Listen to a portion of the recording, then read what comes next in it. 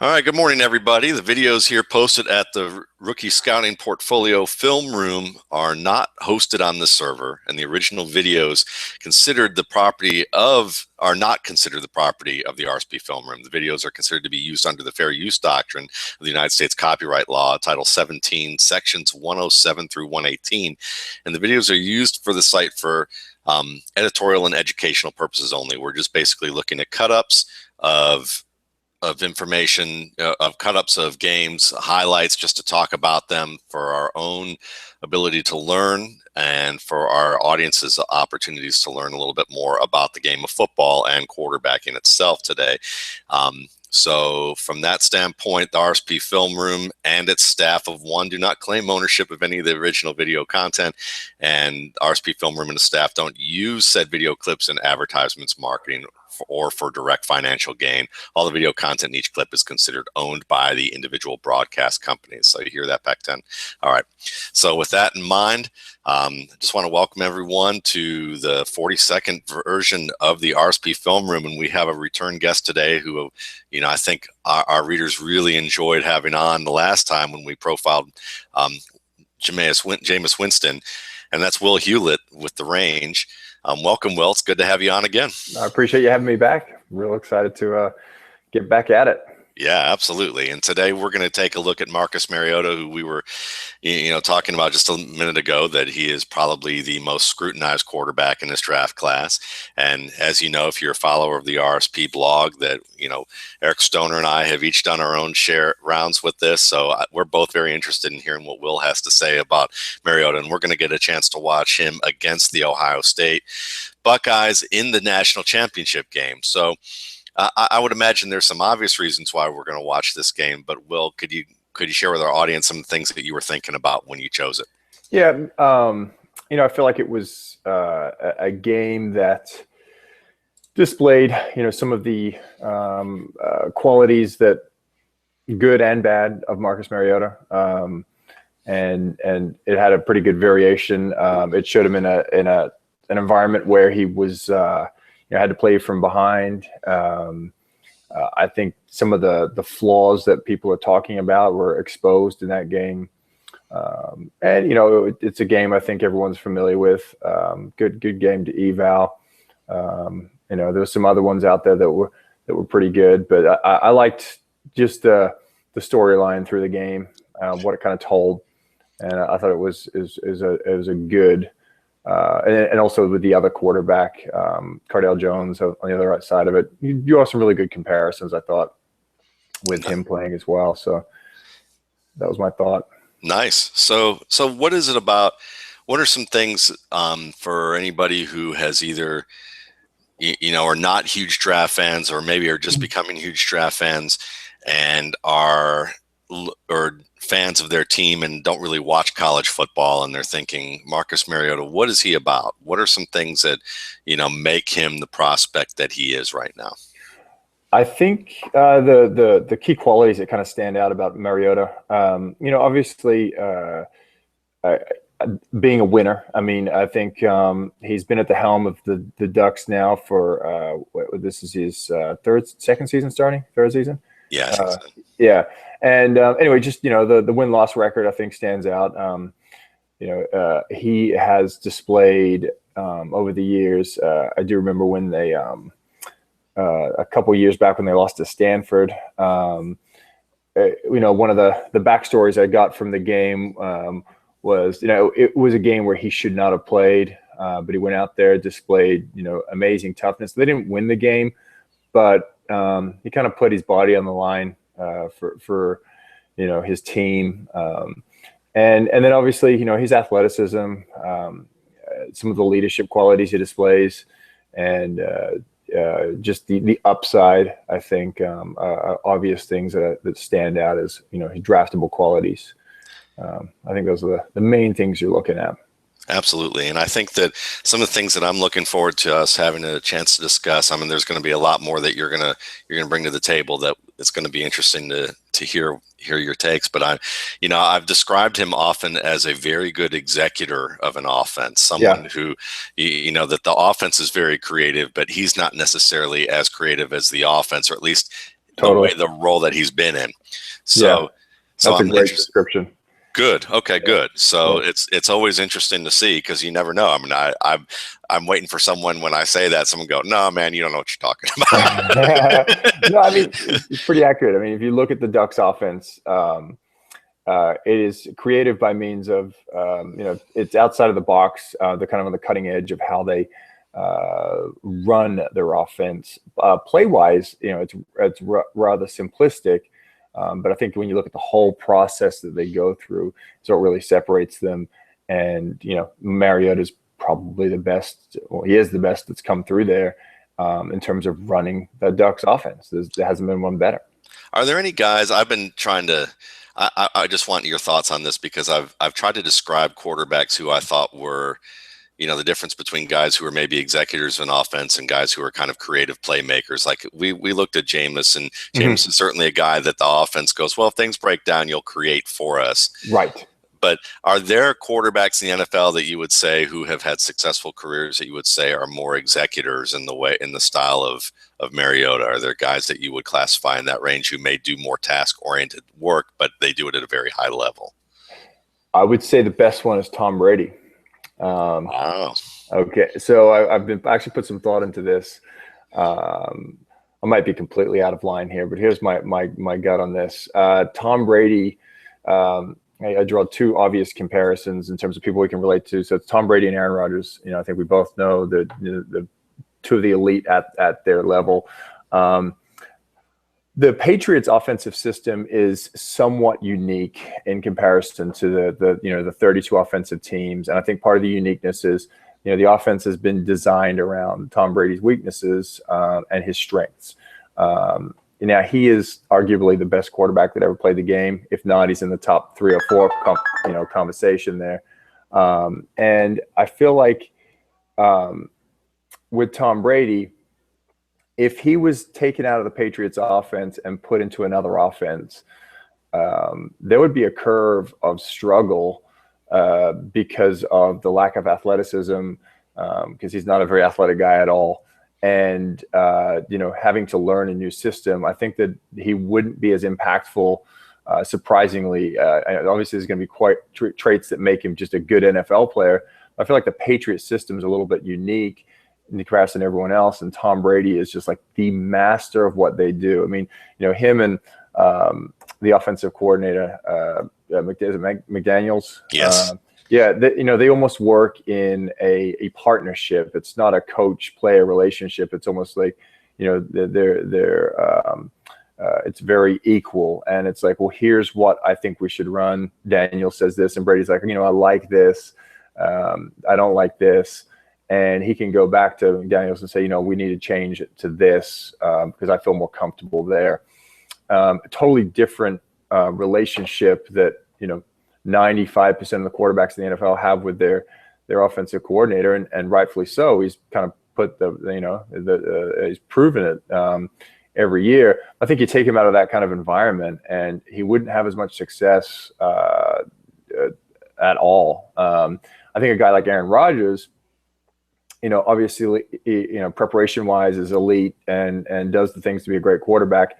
But I feel like you take his skill sets athletically out and put him with his arm. He fits anywhere. He fits all 32 teams. There's not a team out there where he wouldn't succeed. I think Tom Brady has to be in a system that's going to allow him to succeed. Big, strong tight ends, fast underneath route. They're not going to push the ball vertically down the field to the outside towards the sideline. There's, again, I think we mentioned this last time. There's no mistake that they draft and sign players that fit that system. You have the short, small, athletic wide receivers, the big tight ends, and then a very specific running back that fits the offense.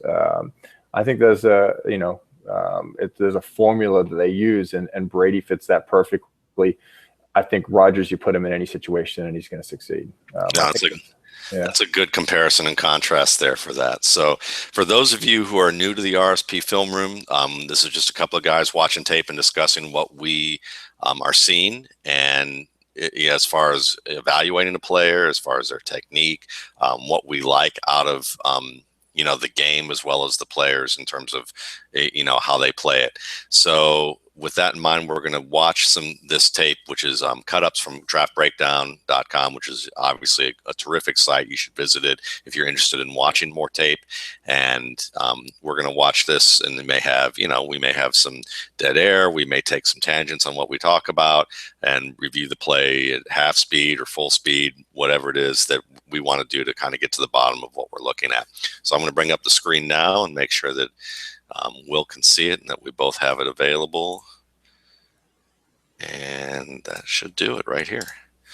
We're good to go? Yep, good to go. All right, let's do it. And let me, all right. So I feel like that's the way they kind of kick it off here. That's the bread and butter of the Ducks offense is get the ball out of hands, the quarterback's hands quickly into the playmakers. And so, we're in a 2-by-2 bunched formation. Regardless of formation, you're going to see them run a lot of mirrored concepts. And the majority of the information that Mariota is going to have to digest is pre-snap. And I think that's the separator there, where people evaluating Mariota is that, post snap, the decision-making system for the Ducks, he has to go through a decision-making process, but it's not traditional by NFL standards. The most difficult thing about the Ducks offense is you have to process. You got 15 seconds from the first play, from the play call. You're getting the hand signals.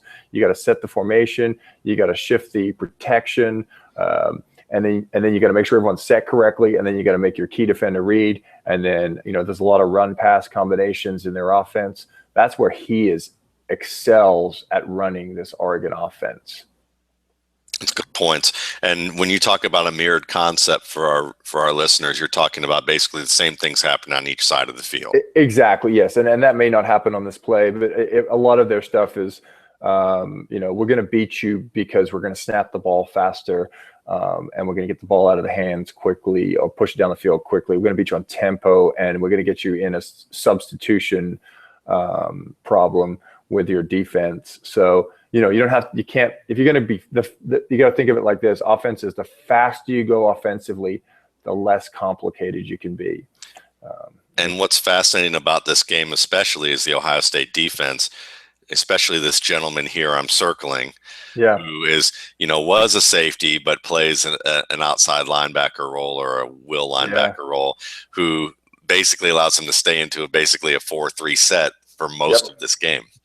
And that's Ohio State saying, you may be going tempo, you may have good athletes, but we're confident we can play our base set and still be as good as you athletically. No doubt. And they actually get kind of like pushed around this first drive. It's like, oh wow, this is it. Oregon's gonna, roll them. But their adjustment was phenomenal. Absolutely. And that's what makes this game, very intriguing for us to watch.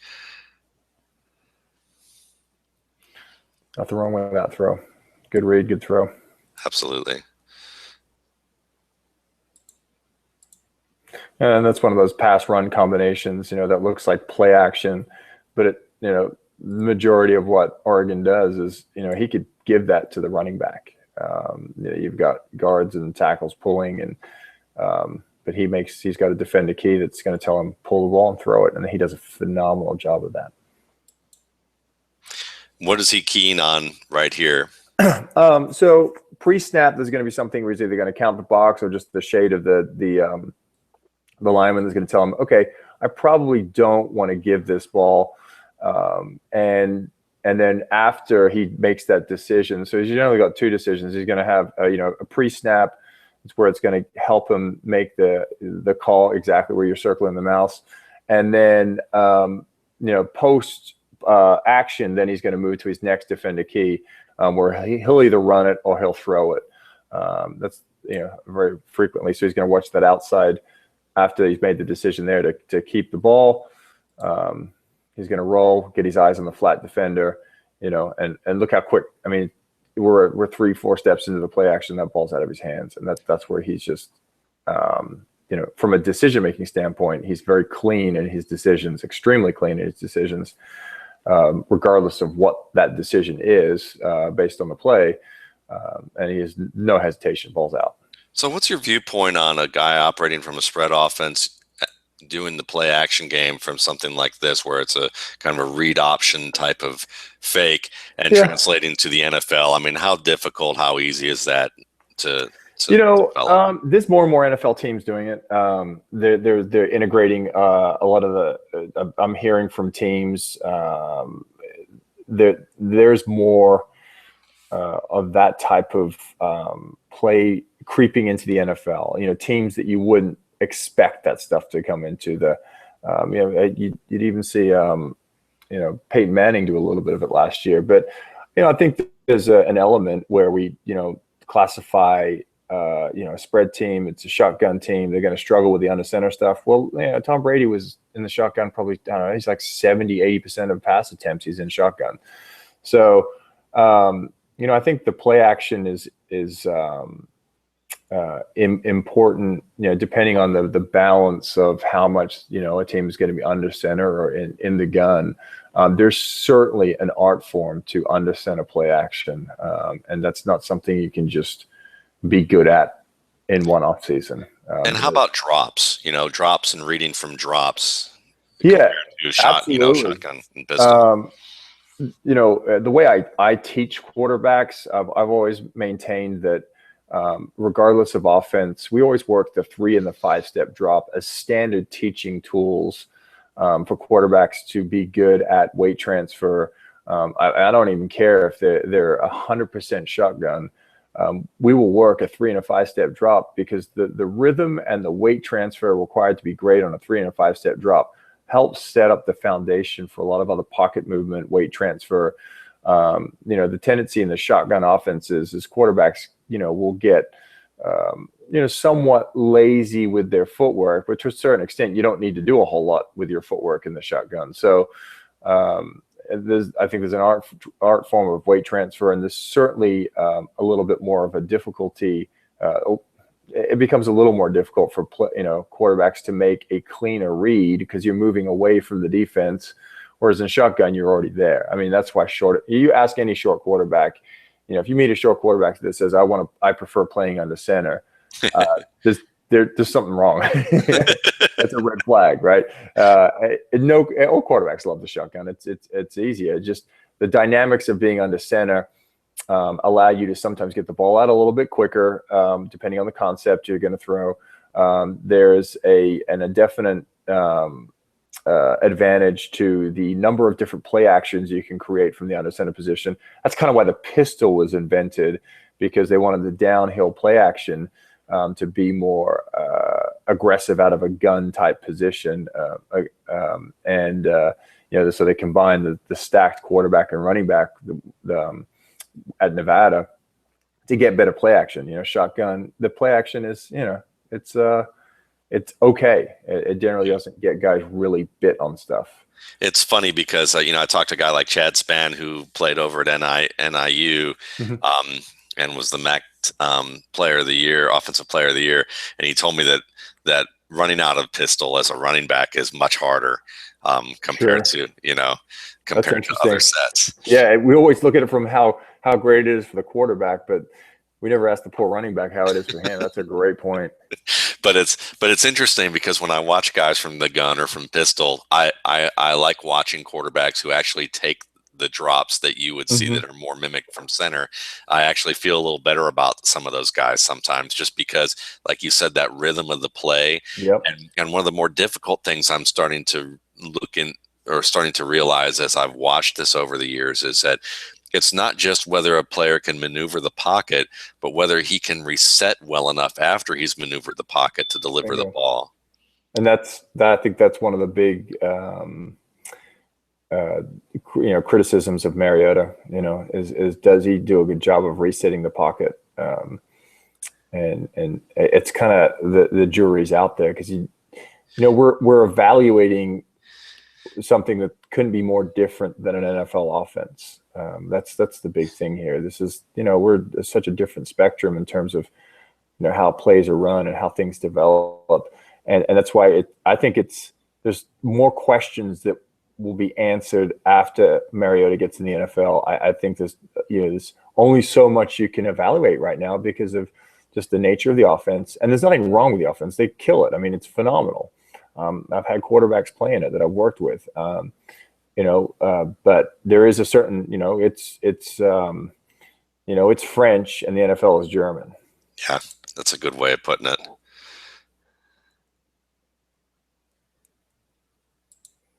And this is part of this. Let's look at this play one more time, because I want to see whether or not he should have slid a little bit more controlled, or his running was justified. Yeah, so he's decided that he's not going to pull the trigger on his concept. It looks like just a flat fade concept, pretty simple. Outside receiver runs a fade, inside receiver runs a flat, man coverage, locked up. I feel like there's a nice little opening right there to move and then reevaluate the play. His decision, whether it's, early game nerves, he's gone, he's out. Yeah. There's no secondary decision to throw the ball. Now, what I do like there is he puts his head down and kind of goes and gets it. It's hard to get there. And you see the quickness and athleticism there to be able to change direction and read what he sees from the outside and move it back inside. Yeah, very, very. His style of running is, it's you don't hold. Every time Manziel ran, we're like, oh, what's going to happen? Hold your breath. Oh, here we go. With Mariota, it's a little bit more like one cut, secondary level cut. He's very sleek and smooth in the way he runs. He's not more of a shake a guy down. It's just a hard cut and phenomenal acceleration. Yeah, and as we watch him, I mean, I've said this, and I feel like I'm being derogatory about him, and I'm trying to frame it in a way where it's not. But when I watch the feed of like Mariota versus, say, Hundley versus Winston, like Hundley, to me, I've characterized as a guy that has this kind of actually Eric Stoner first described it when we were talking together, and he said it's like a kinetic energy. You can see the kinetic energy of his feet. There's an explosiveness, but I feel like it's fairly decisive, if not a little. You can see almost a tendency of impatience in his game from how fast his feet are, but it's controlled. Yes. And then if you look at a guy like Winston, sometimes his feet look like that. Either his feet are ahead of him or his body is ahead of him. Exactly. But once he kind of gets it all aligned, he's really tough to dislodge from what you're doing. Very much so. And that's like his game. Like we've talked, I mean, like I've been joking that you watch him in the first quarter of a game and it looks like he kicked the gas can over and lit a match and set his offense on fire. Yeah. But then the defense runs into the fire and ends up getting caught on fire, and they like put the fire out and they're good to go for the rest of the game. And with Mariota, it's more like, I feel like I could say the word click with every step. And it's like this click, click, click, click, click, kind of almost, I don't want to say robotic, but it's very incremental. Like you can almost see his incremental thoughts as he's moving. I agree. It's almost predictable. Now this is a good job here of him just getting the ball out. Kind of an off balance throw. A guy in his face manipulates his arm to get around. Yeah, absolutely. I mean, he kind of wings that 3/4 motion. Yeah.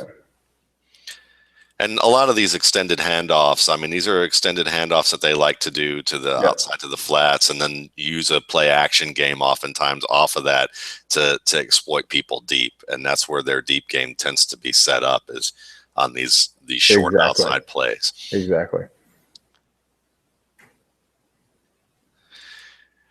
RG3 is a guy that oftentimes when I think of his running style, that they both have somewhat of a similar running style. Yeah. I agree. I've been trying to think of a good comparison for Mariota for a while now, and I think there's to a certain extent, he's a cleaner version of Kaepernick, but RG3 I think is a good comparison to that track athlete. Yeah, and I can see the cleaner version. I can see that cleaner version of Kaepernick. I hadn't thought about that either, because I think we've all struggled with that, because I don't want to say Alex Smith because it's not Alex Smith. It's not. But then I want to say, but if it's on a continuum, I kind of put RG3 at the head of the continuum with Smith different in terms of from an athletic standpoint, but also how they manipulate. But like a lot of the bells and whistles and movement, I also saw Mark Sanchez, but it's a different system. So it's hard to like, yeah. It is. And that's where I think it's difficult to evaluate. So I think this is a quite a good play. In terms of him making something out of nothing. I'm not sure why necessarily he moved the pocket, but he moved it if it was part of the play, cuts backside, and then locates an open receiver and makes a great play. I mean, it's an awesome job of creating something out of nothing. Yeah, and we look at this play. I mean, the defense is fairly heavy over to the side that he kind of rolls over, and it's a short side of the field that he's doing that with. I don't know if he pre-snap kind of felt that pressure. He did a really good job of feeling that backside pressure, but he knows that his clock is gone and keeps his eyes downfield. There's not a lot of turnaround time between the time he snaps his head over there and makes that play. It's a really good job. You can tell he knows where his receivers are supposed to be. Yes. Yeah. I think the danger that has been discussed with him is one that was very similar to me with a guy like Brandon Whedon, which is, I think Whedon knew where his players were, but sometimes he threw blind to the opposite side of the field and didn't check where he was going. But this one, he was quite aware of where he was. He was open and does a fabulous job. So good job of coming across the field here. And again, but you can start to get the rhythm of their offense. I mean, it's quick. It's quick concept to the left, quick concept to the right, and there's not a lot of movement in the feet. There's not a lot of movement in the feet needed, but you can see it's almost just a shuffle, not a drop. Keeps his base, comes back around. And this is a good play. But how many times can you run this? It's real. I mean, it's simple.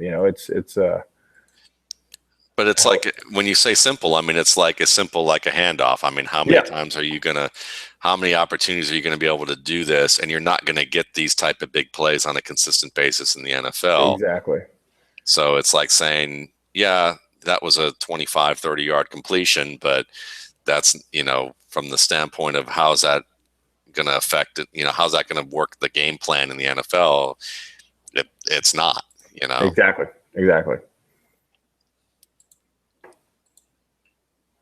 Again, open drop, spacing concept, look at the leverage of the receivers and make a good throw. There's an interesting thing. I've been studying his mechanics quite a lot to see where the breakdowns are, because to me, he's smooth and there's some good things that he does, but there's something that hasn't settled right with me. I don't think I've got it figured out in terms of how I would evaluate, the change, why the arm isn't explosive as you'd like it to be. I think the things that you look at with Mariota, and I think people have talked about his base a lot, he tends to get a little bit narrow with his base. And that's something that's pretty easily fixable.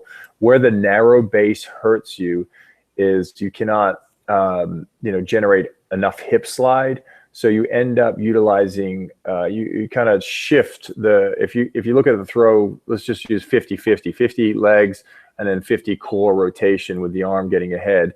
He doesn't use the lower body quite as well, so he tends to rely on the upper body. Now, when you look at the upper body mechanics, the things that stand out to me that are a little bit, need some work. The lead arm consistency, he likes to swing his lead arm open very, very early. It kind of waves open and flops away. I think that creates, he has to be in a certain slot to be accurate all the time. I thought the Florida State game, he played very poorly at the beginning of the Florida State game. And to me, a lot of that was a mechanical foundation that just had some flaws in the way that his release is built. I would classify him as what we call a pull-down thrower. You'll see almost in the process that he takes his arm back in the throw. He lifts the ball rather than as more of a circular loop. The nose of the football never fully turns away It's always at a the nose comes, the wrist is always, you know, slightly curled, and the nose of the football is never turned away when he throws it. So he's got to almost lift his arm and then pull down, and that really hurts him. Where you'll see where he sails footballs from time to time, because he doesn't have that fluid through motion. It's more of an up and down motion, and when these legs are not involved, it kind of builds on that issue, and you're going to see misses high and low. He's generally on point in terms of left and right, but it's the up and down when you see the breakdown, and especially, you know, when you start getting in situations where he has to move awkwardly in the pocket, it breaks down a little bit more. Good to know. That's great. That's great stuff. I was wondering if you're going to say the pull down motion was from this free arm. Actually, look, because I mean, it was kind of funny you said that, and when I've heard that, you know, I saw that free arm kind of pulled down in a way. Yeah, that certainly plays a factor in it. But if you watch closely on clips where you can see the side angle of his throw, the ball he'll almost lift the ball into what we call the L position rather than you know, it's like not as circular as more like a Winston or a, you know, Roethlisberger or Rodgers or any of those guys.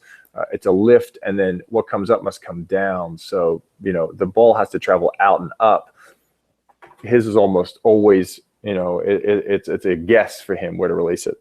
Yeah, and that makes sense because the curve, you know, that curve is easier when you have a trajectory with a curve, exactly, as opposed to an angle. Exactly. It's a great lesson.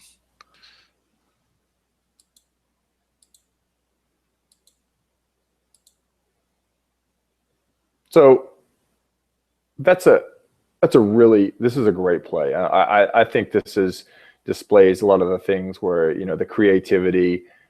He's going to get you out of trouble. I feel like the throw is a little bit underthrown. Yeah. And that's where you see the mechanical flaws or just the lack of arm strength. Horrible job by the wide receiver. This is just unacceptable. But you can see how wide open that lead arm is. And then his chest really presses to the target, and the ball just doesn't pop out of your hand the way you'd like it to. Guy gets it to the receiver, you know, that's great making a play, but yeah, and I mean, I agree. I mean, it's the receiver needs to catch this ball, but oftentimes, you know, it's like, I don't know how to put this, but it's like when you know, the best way I'm going to put this is people are going to laugh at me or probably shake their head because I have crazy analogies, but the analogy I think of is like if you've ever watched any of those relationship shows, there's someone who's like, you know, someone cheated on me, and you're like, well, the person who cheated on you was wrong, obviously, for cheating on you. But oftentimes they'll say, but there's some sort of underlying thing that goes on that it takes two to get to a point where this happens. And it's not, and it's kind of the way of saying, like, we're not going to blame the person who got cheated on. We're not going to blame the person who like threw the ball for the person to catch it. The person who dropped it's mostly at fault. But there is a dynamic here where no doubt they could have made it a little easier. Brilliant analogy. I love it. I love it. I got your back on that one. Okay, cool. Because like you watch this, and when you talk about the chest movement, I like this because it's almost like you get a visual of like he puts a wall up for himself. Like, see, with his chest out like that, he's constructed his own wall that he has to try and throw the ball over. Exactly. Okay, cool. So that's the arm kind of lags as it comes through. Yeah, and I mean, seriously, I mean, he's able to run under this and not have to change up on it. You know, maybe he's not thinking so much about I've got to catch it, I've got to catch it. Exactly. It's almost catching a punt when you run in the opposite direction.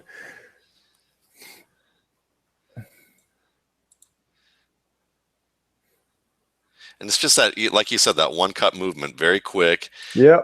I personally like Hundley's running better. I think he runs more like a running back where he sets up plays a little better. Yeah. But he's very efficient. He is very efficient. But I think what you're finding, and this is where it's like, okay, that's a really great play in college, but there's just not enough. Here's where the defense also does a great job of adjusting to a concept, a similar, backside read, then come back to the under route. They're starting to adapt, and it's like, how much can you run this? And this is, Ohio State's ran almost like an NFL program, so you can kind of see the adaptation. And you can, I mean, you look, it's the linebacker. Linebacker's like, okay, I get it. This is where it's going to go. It's going to go to the flat. Yeah. Where else do you, and you can look at Mariota here and go, okay, well, where else does he throw it? Now, I don't think there's anywhere else he can really throw it. There's not a whole lot there. So yeah, maybe this is one of those ones where it's like, okay, dude, pull it down and show us what you can do with your legs. Yeah.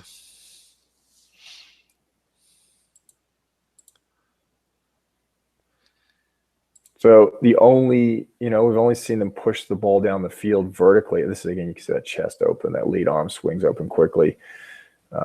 Yeah, and it's a little high. It's yeah. I mean, it's and not. He misses a big one of these later in the game because of that. Yeah, I mean, I starting to see what you mean too. Up. And see how they lifts. There's a lift of the ball. There's not a more of a circular loop. Here. Right here. Whoop. Yeah. It's like trying to throw a punch, but lifting your hand high early behind your head and then trying to punch down on someone. It just doesn't work well. Yeah. You want to come up through the throw.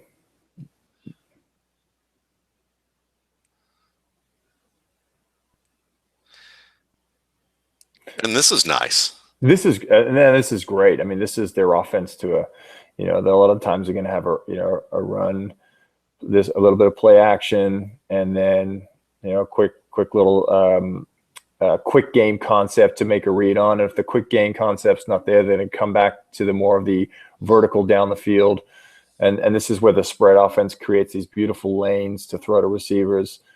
I saw him make a lot of these throws. Fundamentally, he's sound here, and that's a great job. Get the ball to the skill guy. And if you give him, and again, it's about tempo, because if you give him a quick adjustment to make in the pocket, yep. This is you would say, okay, well, this is good. He climbs the pocket here. There's also a lot of room in this pocket to climb. Yeah. All he has to do, what's nice is he takes 2 steps and it's out. Yep.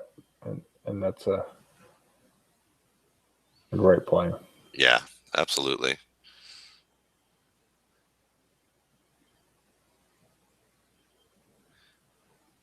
And this is the type of play that, though it didn't do anything here, it was the same thing early on against Florida State, where he just wore them down with this play, forced the defense to stay closer to the line of scrimmage, and then baited them close to go over the top in the fourth quarter. Absolutely. Narrow, very narrow with his base there. Yeah, let's look at that one more time.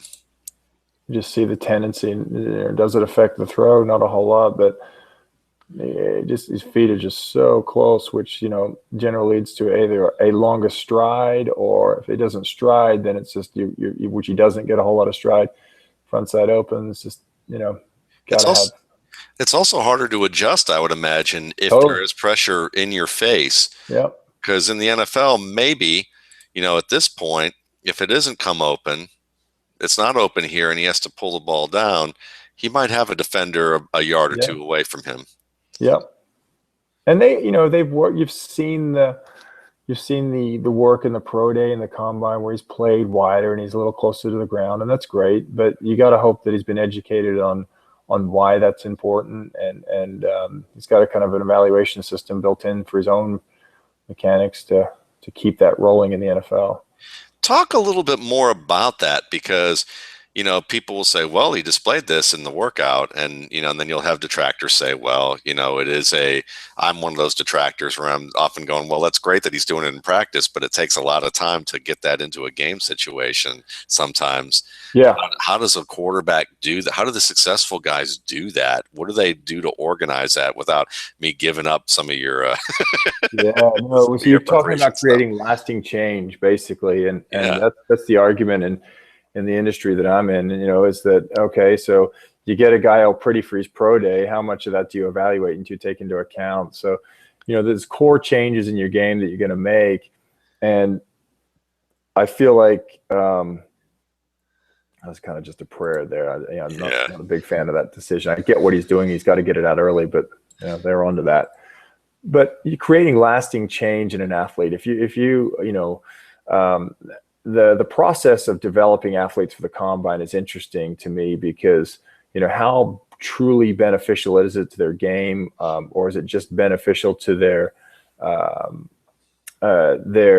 just getting them ready for their display in front of, scouts.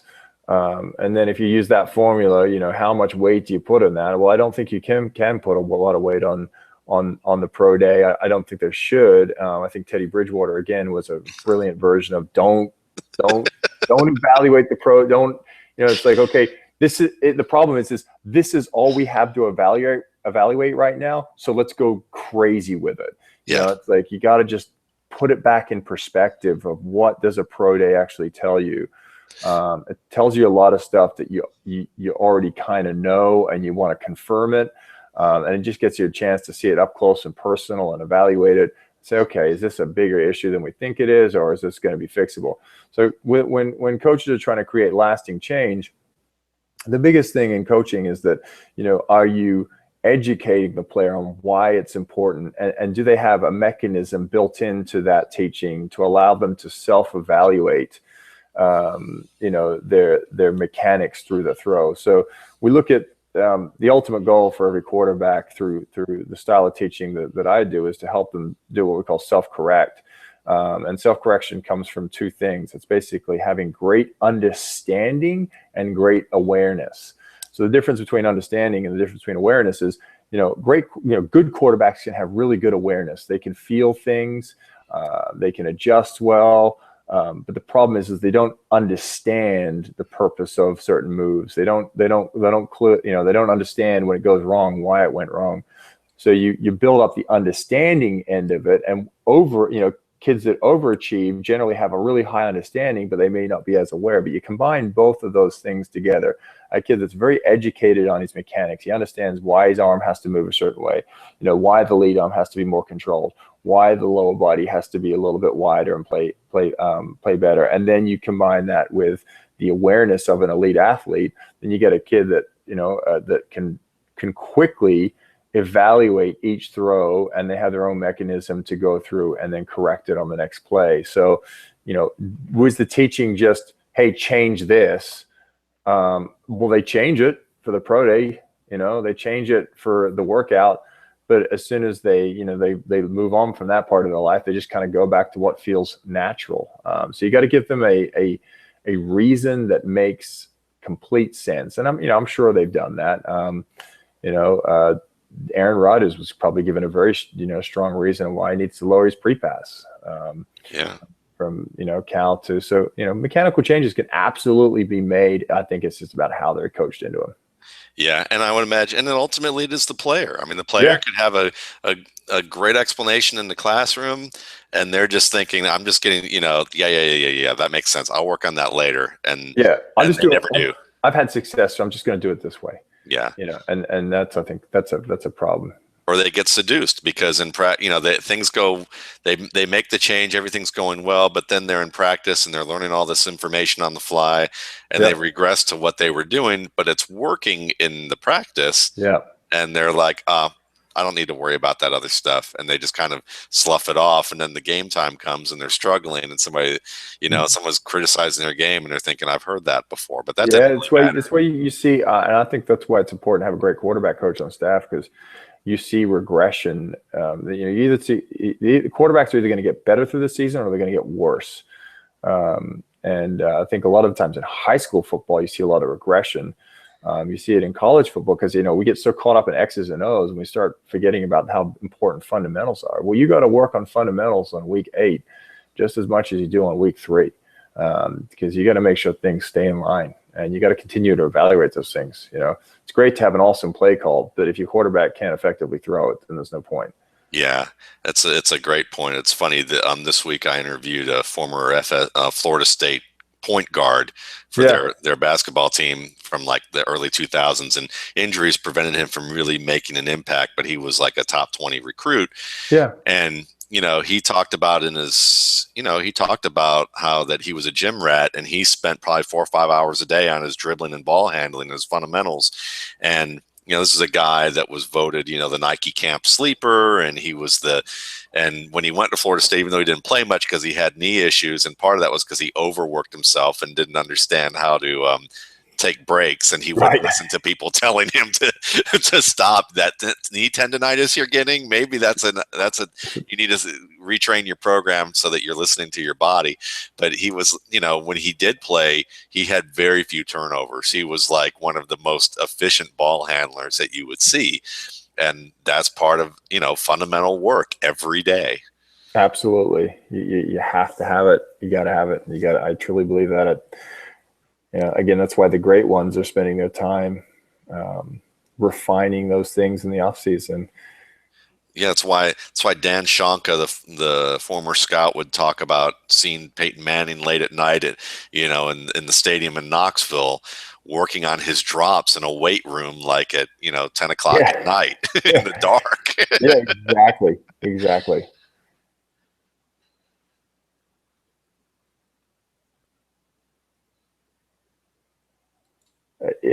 Again, this is where I think it makes it a little bit hard to evaluate just because of different offense. I mean, I don't think we might have seen one actual drop. Yeah. And everything is, action. And again, I don't want to discredit how great, what Oregon does. It's phenomenal. And it's like, well, why don't NFL teams just run it? I'm not sure I can't answer that question, but on the flip side of it, I think that makes the transition, looking at Mariota, and you can't compare Mariota to Winston. To me, it actually ends up being pretty simple. I think Jameis Winston could be drafted by any team, and he's going to have success, providing he can take care of business on and off the field and continue to learn and be humble and hone his craft. I think what's going to matter for Mariota is the most important thing about his success in the future. The number one thing for me is not what kind of prospect he is, and you evaluate all this stuff. It's who drafts him and what system is he in, and then what's the timeline he has to refine his game to play at the next level. And if he's drafted by the wrong team and has to play at the wrong time, we're just going to have another first round, that has flashes and just kind of doesn't ever really reach their full potential. I think he needs to be on the Aaron Rodgers program, drafted by a team where he can sit and learn and doesn't have the pressure to play early, can really retrain his game, understand all those little details of the NFL, and then have an opportunity to be, super successful. I would just like to disclose that I have not paid Will Hewlett, and I could afford to pay him the money that I would like to have for him to have said what he just said. Oh, well, good. Because, to me, I look at this and I'm thinking, I'm not a big fan of the let's draft a quarterback and he must play right away, or let's draft a quarterback because we think he could be good, so let's make him a top 15 pick. I just think, we did them. I don't do mock drafts very often, but I did one yesterday on social media, and I actually, it was for different reasons for Winston. It's not his play on the field as much as it is the fit with organization and to me. Yeah. and his off field, there are questions about him off the field. So I said, take Leonard Williams, and, and go this route, and certainly I would have tried to trade down if I had an opportunity to do that in a situation if I were a team owner. But I look at it and think the hit rate for quarterbacks is like, for me, top 15 quarterbacks in the past several years, it's like 45%. Exactly. And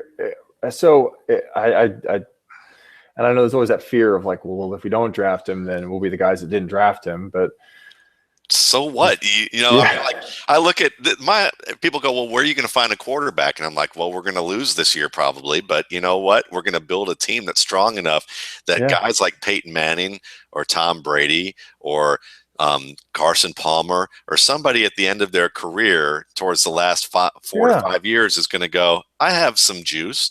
I can get my agent to influence some of this, and maybe we can negotiate a trade. Maybe I can get my way out of this. This seems to happen. Kurt Warner, Brett Favre, I mean, it's all happened. I mean, they push their way, they bully their way into saying we want to play for this team.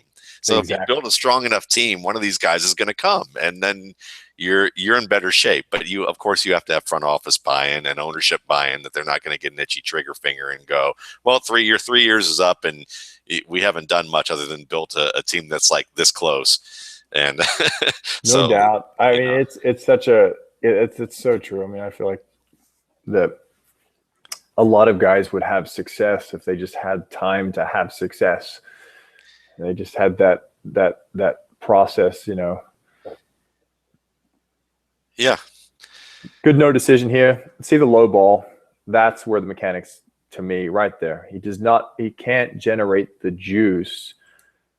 You can almost see there in his pump fake and see how he just lifts. There's a very tight back end of the motion. And then, I know he's under a ton of pressure, but, you see guys make that throw all the time, and it's a flatter, rising ball. Front side's completely flared open, and then we're tight on the back. Front side's open again, and he can't generate the pepper to get that ball up. So it's a small play. It's under pressure, but you got to make that check down in the NFL, because, check downs are, I worked with a quarterback once. He's like, I finally figured out how to play quarterback in the NFL. He's like, throw my check down. That's what I have to do. And it is the little things that matter, because again, these small technique, if your technique holds up under the tougher circumstances, then you're a technically sound football player. And that's and you need to have, in most cases, to be as technically sound as possible. Yep. When you're playing at the highest level. Exactly. Low and high. He misses low and high. You see that a lot in his throws. It's not the side to side, it's the low and high.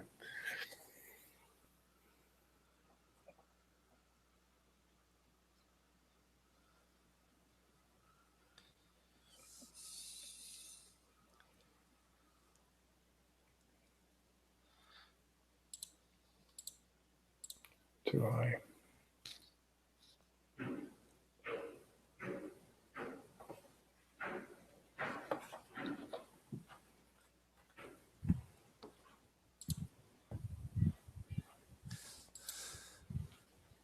This is where we start to see him. There's not much he can do on that play, get outside of bounds, but the creativity in the run, you would see Manziel would do something completely ludicrous here. And it's probably a smart decision is to take that out of bounds, and he's electric in how fast he gets there, but maybe there's an opportunity to kind of flip the hips and look downfield for an open receiver. Which is something that Jameis would do. Yeah, exactly. And I do notice that Mariota tends to go, he looks to go left. He's looking to go left a lot in this game. And I've seen that in a couple other games where you go, wasn't there a little more room to buy the right? I don't know. I mean, this play is hard to see, but there are some plays where I've seen where he's had more room to kind of stay in the middle and let things develop over the middle. And he just says, let me drift left and see if I can get the edge. It's what Steve Young talks about as that Bill Walsh taught him, that you need to buy every instance of time in the pocket as you can and just bleed that to the point where then it's time to run or check down. And that's what's, the difficult thing is his skill set has always been, his ability to extend the play in college. And again, we just have, the NFL is not ready for, guys. I'm not saying that Mariota's a run first quarterback, but his style of play kind of leads to, okay, if he doesn't have the, this is a good play here. He does a really good job of finding up a receiver and getting the ball there. But his style of play leads to, if he doesn't see what he likes, he's going to tuck and make something happen with his legs. But you got to treat it like 1, 2, 3, and then go. Well, they don't have a lot of 1, 2, 3, and then go situations with the Oregon offense. A lot of it's 1, 2, bam, it's gone. That's the one. Here we go. All right. Yeah. I'll slow this down a little bit for us here then.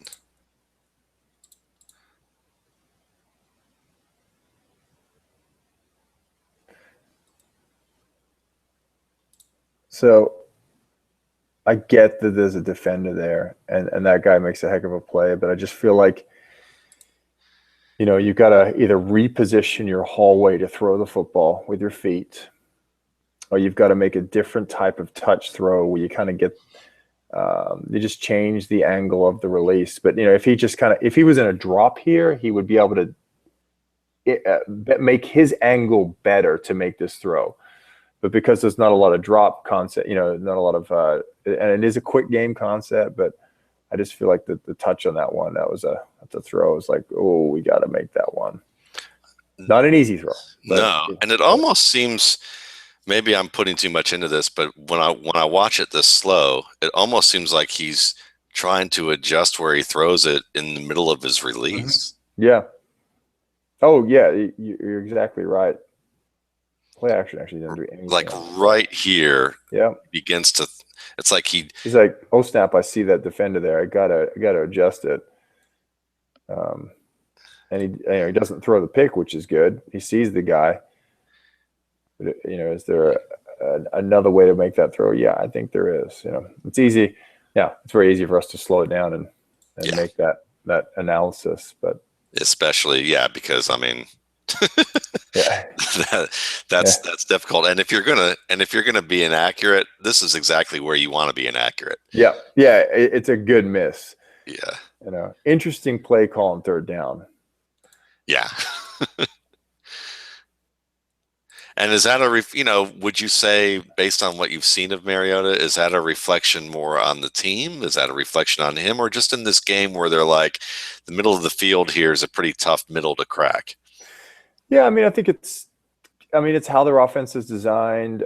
I believe they were missing 2 of the top receivers for this game, so I think there was probably, yeah. I think they're looking for the little pick here to take it to the house, but the we just see so much perimeter passing game from Oregon. It's big, nice, good hitch and good play there on that. That's nice. Yep. They actually got a drop there, I think. Yeah, did we? Let's see. Yes, we did. Yeah, straight concept. There we go. 3-step. Oh, it's second half. It's about to end.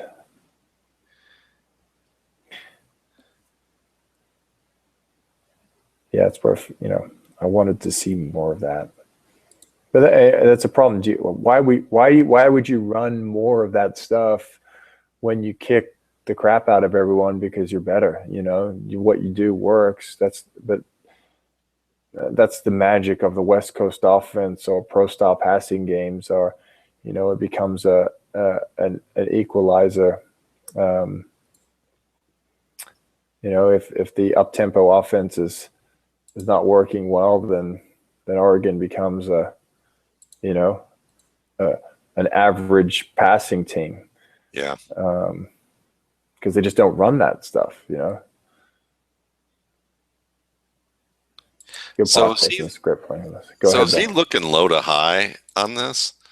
Because when I watch this, first I see the quick look to maybe the deeper edge, but then I see him come back and it looks like he's looking at possibly might be It could looking be a number of things. Sometimes pre-snap, and this could be this is where you'd like to ask him what his thought process is on it. So pre-snap, does he see something that he likes where he knows that he wants to hit that seam route or that skinny post or angle route? And in his mind, is he going, okay, I want that. The leverage is right. I just have to make sure this safety or backer is out of there. So I'm going to look. My first thing is going to be, boom. I'm moving defenders. I'm moving the safety out of the middle of the field. I'm creating an opening and then come back to the concept in the middle of the field. I feel like that under route by number 7 there is more probably of a check down concept, or just high lows the backer. But to what I'm hoping he's doing there is moving the safety pre-snap and then giving himself an opportunity to open up that window and make that throw. And if that's what he did, then that's awesome. And that may be the case with the way that safety looked like he was turning back up the field. Exactly. That's a little, without the all 22, you kind of it's tough to say. Yeah. But I mean, this is where you're like, okay, here we go. We got it. Oregon's going to do their thing. How they do. Oh, here we go. So we got beautiful. See if we get a little bit of, so it's kind of a too high look, but we know that he's just going to decide whether or not this, backer is going to creep down. So the safety walks over. So we end up getting one high. And then let's see how well that safety. Oh, wow. So the safety didn't even buy it on the move. That's just this is really good recognition by him. I think he comes back to that late when he sees that the safety doesn't even, he kind of centers up. He's not really reading Mariota. He's reading this tight end. Yeah. He's coming back down this concept, which is the correct read here. Mariota's patient enough to come back because it looks like he's already made his decision. He's not going to throw that. And then he comes back to it. So that's a great job of knowing that safety can't make a play and having trust in one of your studs that, it ends up being one-on-one if the safety is not a factor. So that's great. Yeah. And that tells you too. I mean, and this is this is kind of the good and the bad of I think every player, the way that they play, they have strengths that also correspond to their weaknesses. Mm-hmm. So it's like, if you're you're very good with improvising, you can be reckless at certain times. Absolutely. If you think that if you know the full area of the field, you can be overconfident about where your guys are, but to the point of that you're not looking to where the defense is. Right. It's like, I know that this guy's supposed to be here, and you've gotten away with being able to throw it almost blind or with a very quick, a more accurate way is just saying, turning quick and reacting quick, but not really reading the field. Yeah. Just anticipating where the guy's going to be. And this is that kind of case where it works out very well for him. Right. Absolutely. Absolutely does. And so, it's one of those things where there's obviously there's a coverage breakdown and he takes advantage of it. Yeah. Capitalize on those opportunities, And so you get a guy who, you get Mariota and you get him a couple of years and you give him a chance to get a feel for his, kind of work on his mechanics with his drops, with maybe bringing that ball up if possible in a different way, and get him really familiar with an offense. And whether it's luck or skill, hopefully the team will have built a strong enough team that the coaching staff is still in play. They're still the same staff. The offense is the same. Yeah. And he can come in there and gain some confidence. Doesn't that make so much sense? I mean, I just feel like that would be such a great approach, because to me, it's like, then all the great qualities of Mariota are going to be utilized the right way, as opposed to, he's just going to rely on his talent to kind of run around and make plays. actually learn the game, understand the West Coast offense, become a stronger leader vocally. And then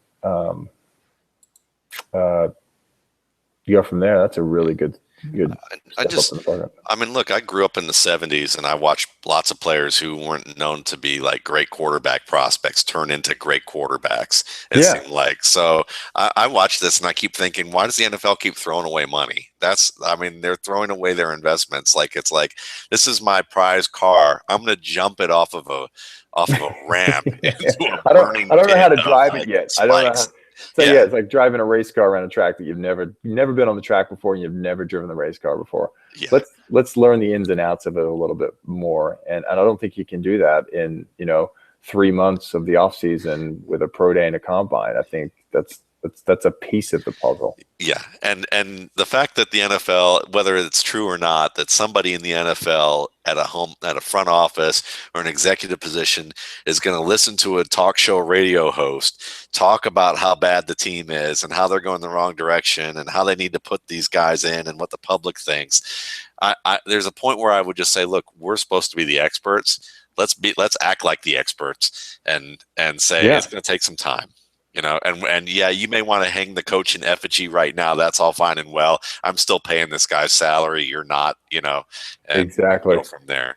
But I guess maybe, then we can get into the stadium and taxes and what the local government has to say. So maybe there is a little more pressure into that. I won't go there any more than I just did. But here's one. I mean, like, he has to rush his process here. I mean, I can see where he has to do that. He's got 5-man protection. Everybody's released and steps up and makes great. I mean, so this is where you look at it like, okay, this is an NFL quality play in terms of avoiding, picking up a receiver and then making an accurate throw on the move. And this is a quality that's very, very appealing. And he resets well. I mean, it's you almost see how he adjusts where it's like he's kind of leaning back because he knows his momentum might take him a little far over his body if he doesn't. He's really good. He's got the weight on the back foot. And maybe it's not intentional, but you can see how it affects, then he steps up. So, one of the big things about quarterbacks is when they climb the pocket, the tendency is to put weight on the front foot when they're younger. You want them to climb the back, climb and then keep more of the weight on the back foot so they're in a position to pull the trigger. And he does a great job of that and throws a very accurate flat throw where it needs to be. And then he sits back. You can see the load in his lower body. He's almost put in the right position. I feel like that if it was a different type of move, he wouldn't be like that. But I feel like he's loaded perfectly here to make a great throw. Yeah. And then, when he does, it allows him to get back on his toes. Yep. Exactly. Boom. Through there flat. I mean, it's not that he can't do it. That's the great thing. And that's where the time of, the development time is so important for him. Yeah.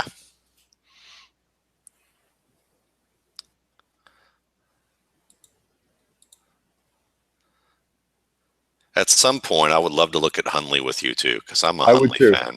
I am too. And I've been scared to say this, but I almost think he might be a better prospect than Mariota. I have him ranked above Mariota. He's my number 2 quarterback. Yeah. So I would say based on leadership qualities, just small snippets of what I've seen. I like the way Hundley has control of the game and the way he speaks in the huddle. I love it. Yeah, I'm a big fan of his. I know that there's things that he has to work on, but when I hear the characterizations of he can't climb the pocket and his eyes drop from pressure and his accuracy is really inconsistent. I look at plays and I'm like, there are some plays that he makes and some things that he does that not only counter that, but he's the type of guy that, like Jameis Winston, he makes mistakes, but then he redeems himself in ways that are way beyond the mistakes he makes. Yeah. But he makes throws that I don't think Winston can make, that I don't think some of these other guys can do. And I'm sort of thinking, yeah, okay. I agree. And he's got the running ability. Yeah. Is it the Heisman Trophy and all the wins and all that stuff that makes a prospect better? I mean, I feel like you can't get caught up with, the best player on the best team as being the lock in best way to go all the time. Otherwise, we'd never have. Ben Roethlisberger shouldn't be good because he played for a MAC team. Right. Yeah. Exactly. I mean, it just kind of boggles my mind because I see this stuff and I'm looking at, I've watched enough Hundley. He might be the most entertaining player I've watched all year, and then the more I watched him, it just was like I can in no way, shape, or form put. I look at it and I think if Hundley were in Oregon and Mariota were at UCLA, I think that Hundley would have been considered the Heisman Trophy. What might have been the Heisman Trophy winner, they still might have had the Heisman Trophy winner, and UCLA probably would have had the guy that was been nitpicked to death. Exactly.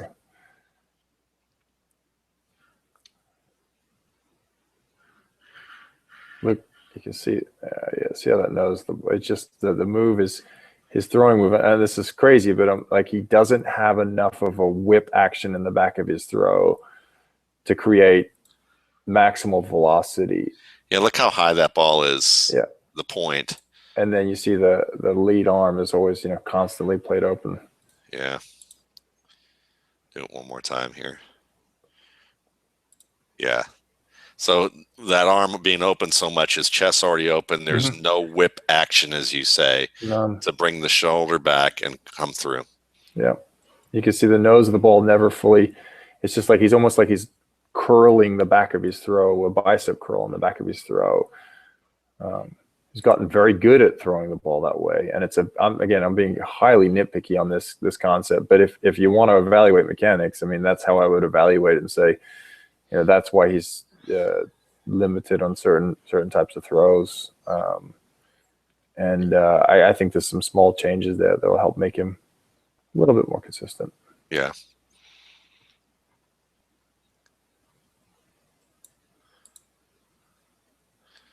I like the willingness to hang. Yep. In your end zone. And it's good little movement there just to get himself in a new window. Delivers a strike. I mean, again, those are one of those draftable qualities. That's a high pressure throw. And that's a difficult play because you'll see NFL quarterbacks who will drop their eyes and run in a situation very similar like this. Michael Vick cannot do this. Right. That's a strike right there. It's a great play. I think they got a penalty, didn't they? Yeah. Here's another one. Yep. Little slide over. Then he feels the pressure inside and spins out, regains control. That's a great job. Yeah, that's beautiful. That's really starting to kind of unleashing him a little bit. And these are the qualities I think that make him appealing. But then you got to look at it like this is not, this is the gravy. The gravy can't be the reason why you draft him. You got to draft him because of all the, his core concepts of how he plays the game. Then this other stuff, all this improvisation is the last two plays have been improvising, and the one before that was more of just a standard play. Yeah, absolutely. And I like how you put it. It's, you can't draft a guy for the gravy. You got to draft him for the meat. Yeah, exactly. That's a very good way of putting it.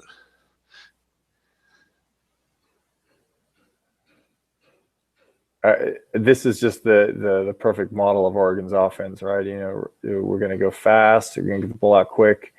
Got a traditional drop here. Oh, it's 4th 11. Yeah, that's why. Game's almost over. Nothing's happened.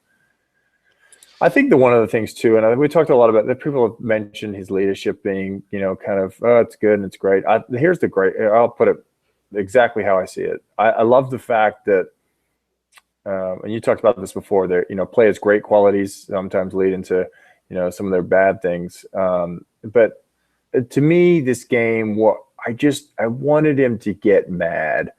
I wanted to see that aggression early on of just, and I always go back to the Duke game with Johnny Manziel, Texas A&M, where Johnny basically told his whole team to you pull your your stuff together, and I'm putting this team on my back, and we're gonna win this freaking game. And I felt like I was waiting for Mariota to just like turn into the Hulk, and it just never happened. Yeah. On the flip side of it, I feel like the kid is never, ever he's unflappable. Yeah. He's an even keel dude. It's like, you're going to be down by 30 points, and everyone else is going to be like, ready to quit, and he's going to be ready to roll. And you're going to be up by 30 points, and everyone else is like, yeah, we won the game. He's like, no, we haven't won the game. We got to still win the game. So I think those qualities are good. I think also it's personal preference, and then that's why it goes back to what team drafts him is important. If it's a player-run locker room, you want a guy that I like personality. I like a little bit of, I love it when Tom Brady was arguing with Bill O'Brien on the sideline. I think that's awesome. I want my quarterback to have a little bit of fire. Exactly. I think those are some of the appealing things about Jameis. He's got this infectious, okay, this guy, he's kind of out there, but I'm going to follow him. I'm going to believe him. I believe him. I'm going to go out, it's a battle with him. So I just feel like there's like, give me more of that fire. So I think that's a personal preference thing. So how would you contrast him with Bridgewater? Because when I look at Mariota and Bridgewater, I think Bridgewater has that burning intensity, but it's an inner intensity, and you could see it though, just even from watching him. It's like, I take pride in being tough. Yeah, I'm not going to let you see it bothering me, but you can tell that I'm not going to stand for anything. Exactly. That's a good point. And again, I'll draw back to when Mariota lost that game against Stanford a couple years back, when he had an injured knee that was so bad. And I got some direct feedback from some of the players on the team, and they're like, he should not have played that game. He was in such a bad way. And that's the type of leadership quality where you say, okay, like I respect that. A lot of, the quarterback position, it's filled with prima donnas, it's, I coach them, and I can't stand half of them at the same time. I want them to be more warrior, I enjoy that part of it. But I think it's just like, is he willing to get in that guy's face mask and just like, let's go, let's do this. And it's a great example. I mean, it's funny. I mean, that same point guard I was talking about, he taught it. He was a coach for a little while at Fork Union Military Academy. Did a little JV work for them, and he took a one win team and turned them into a 1-loss team the next year. And he said one of the seminal moments was, he said, I'm a teacher by doer. And so he said, I'm out there in my suit, and we're losing the game due to lack of effort, and somebody didn't really go after a loose ball. And he said, I called a timeout in the third quarter of this game, or the second half of this game, and he said, I took a ball and I rolled it out in the middle of the court, and I ran out there in my suit and dove after it. And he said the entire, the crowd was like, bewildered what was going on, but he was like screaming in the middle of the court, holding on the ball, going, this is how you dive for a loose ball. This is how you get a loose ball. And he said his team got so fired up. He said that was a turning point of their season. Is that kind of thing you want to see from a point guard, quarterback, distributor, leader of your team? There's a leadership hierarchy that I learned about, and the levels basically go like this, especially for quarterback, so instantly you're tagged as a leader, whether you're a leader or not, because you're a quarterback. So you have leadership given to you the minute you step in there. Now, whether you keep that leadership or not, the very first thing players are going to look at is, do you back it up on the field? So you're a quarterback, don't come in there screaming at everyone. You haven't earned that yet. Go out and prove that you can do it on the field. So I think Mariota gets 2 checks there. Bam, bam. Yes, he's a second-level leader. Then, once you've shown that you can do it on the field, you have permission now to ask the followers on the team to then be led by you. And then the 4th level is, now you can ask the other leaders on the team to be led, for you to lead them. And then the 5th level of leadership is that you inspire and teach other leaders to lead. you know, to me, he gets to that second level. He shows it up on the field. Is he gonna, you know, get the guys? Is he gonna ask them to follow him? And that might take him some time, you know. Yeah. So. Absolutely. Well, this was a great episode, Will. Yeah, awesome. Yeah, definitely enjoyed it. Yeah, totally. And yeah, so hopefully, you know, we'll look for Brett Hundley one next time. We can get a chance to do that. I'm all over it. Sweet. That's what we're gonna do. Okay, good. All right. Well, you have a good weekend. All right. Thanks, Matt. Appreciate your time. Thank you. Take care, everyone.